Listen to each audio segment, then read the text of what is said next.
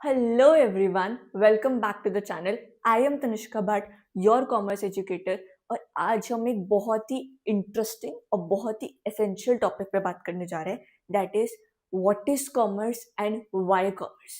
ये वीडियो सिर्फ उन बच्चों के लिए नहीं है जो 10th से 11th में जा रहे हैं. ये वीडियो उन सभी बच्चों के लिए जो 5th में है, 6th में है, 7th में है, 8th में है, 9th में, किसी भी क्लास में मैटर नहीं करता.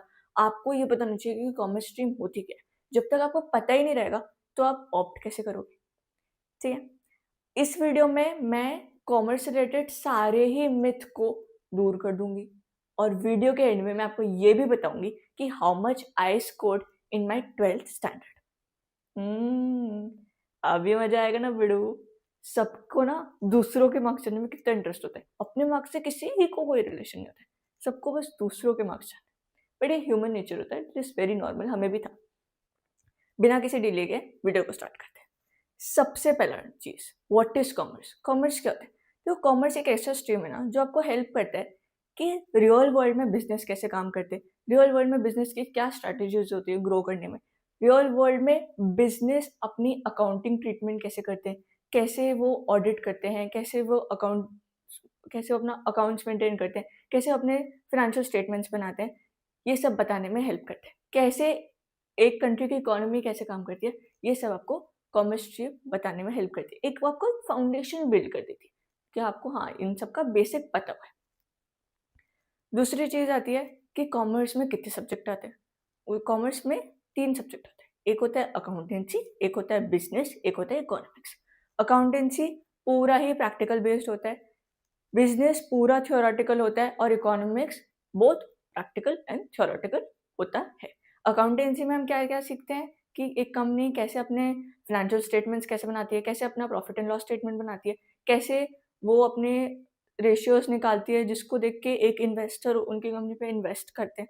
बिजनेस में हम पढ़ते हैं कैसे एक कंपनी अपनी स्ट्रैटेजीज बिल्ड करती है, कैसे वो एक मैनेजमेंट इतने सारे लोगों को मैनेज कैसे करती है, क्या वो प्रिंसिपल्स फॉलो करती है. और इकोनॉमिक्स में हम ये समझते हैं कि एक देश की इकोनॉमी कैसे काम करती है, कैसे एक प्रोडक्शन यूनिट जो होती है वो कैसे अपना प्रोडक्शन प्रोसेस करती है ताकि वो कम से कम रिसोर्सेज में ज़्यादा से ज़्यादा प्रॉफिट अटेन कर पाए.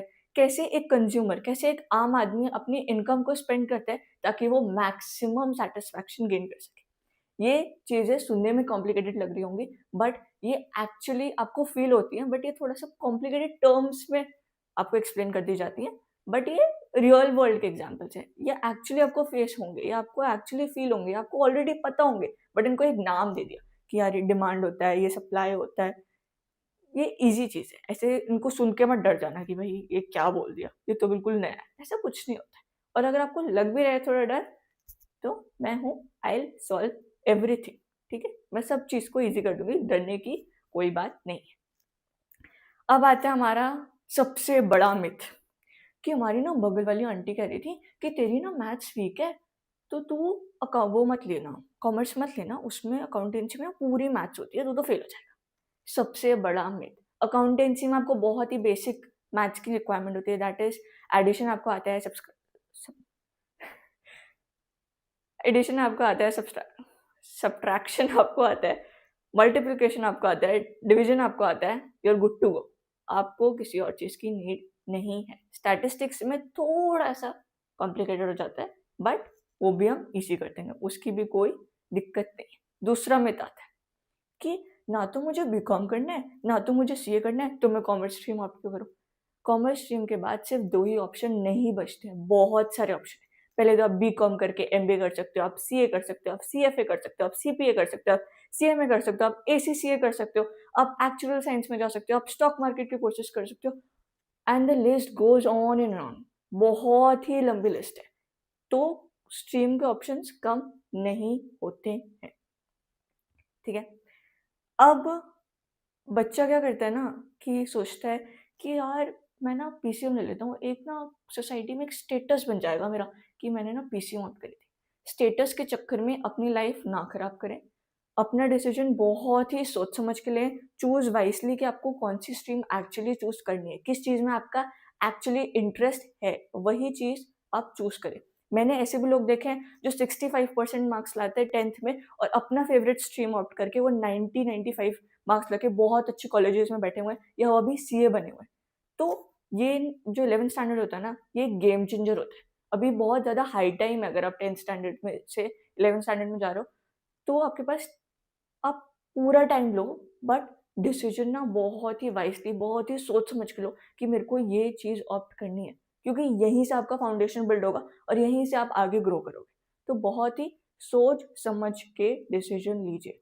अगर आपको लग रहा है कि यार, एक और मिथ होता है वैसे कि कॉमर्स में ना, मतलब हमने ये जो साइंस, मैथ्स और ये सोशल साइंस होती है, ये तो हमने 10th तक पढ़े होते हैं, हमें इनका आइडिया होता है। बट कॉमर्स में ना अकाउंट्स और ये बिजनेस और इकोनॉमिक्स, ये तो सब हमारे लिए नया हो जाएगा ना। ऐसा नहीं होता है, वो इतना कोई कॉम्प्लिकेटेड नया नहीं होता है। नया होता है बट वो सब कुछ समझ में आता है। और अगर आपके संग टीचर अच्छा हो ना, तो वो आपको सब चीज़ आपके लिए सिंप्लीफाई कर देता है।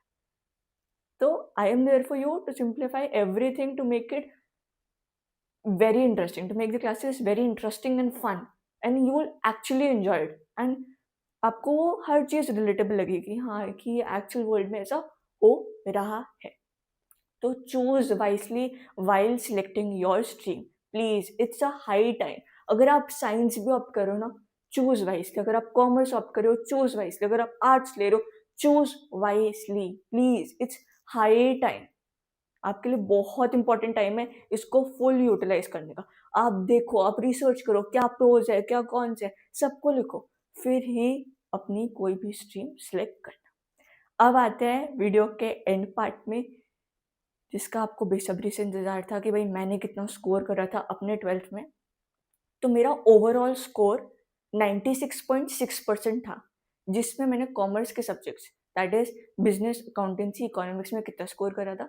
बिजनेस में मेरा 100 on 100 स्कोर था, 100 on 100 स्कोर था। इकोनॉमिक्स में score 98 out of 100 and accountancy में स्कोर 95 आउट ऑफ 100।